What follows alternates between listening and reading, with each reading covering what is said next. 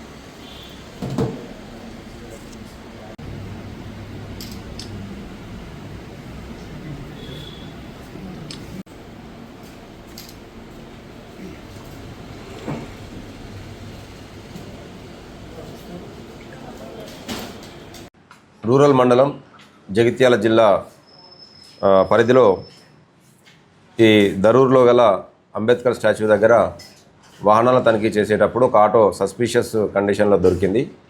ఆ ఆటోలో సెర్చ్ చేస్తే కొన్ని బ్యాటరీలు, అందులో ఒక 3 వ్యక్తులు వాళ్ళని గమనించడం జరిగింది.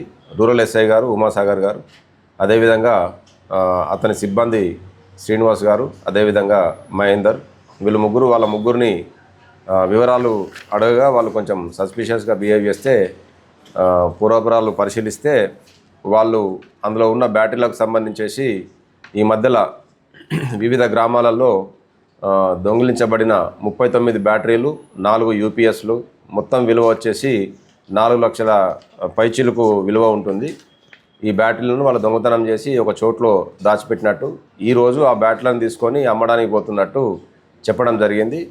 దీని విషయమై ఇమీడియట్గా ఎస్ఐ గారు ఆ బ్యాటరీలను సీజ్ చేసుకొని, ఆటో సీజ్ చేసుకొని ఫర్దర్ ఎంక్వైరీ అనేది స్టార్ట్ చేయడం జరిగింది.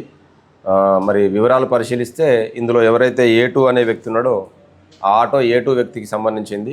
తర్వాత ఈ మొత్తము ఇది ఏ విధంగా జరిగింది అనేది పరిశీలిస్తే A1 అనే వ్యక్తి, ఇతను బండ అంజయ్య, ఇతను ఇంతకుముందు టీ ఫైబర్ ప్రాజెక్ట్లో ఇది స్టెర్లైట్ టెక్నాలజీస్ లిమిటెడ్ కంపెనీలో పనిచేసిండు. అతను అంతకుముందు దాంట్లో ఫస్ట్ డ్రైవర్గా పనిచేసిండు, ఆ తర్వాత టెక్నీషియన్గా కూడా పనిచేయడం జరిగింది. ఆ క్రమంలో ఈ బ్యాటరీలు ఎక్కడ ఉంటాయి, ఇది ఏ విధంగా దొంగిలించాలనే పూర్తి సమాచారం అతని దగ్గర ఉండే.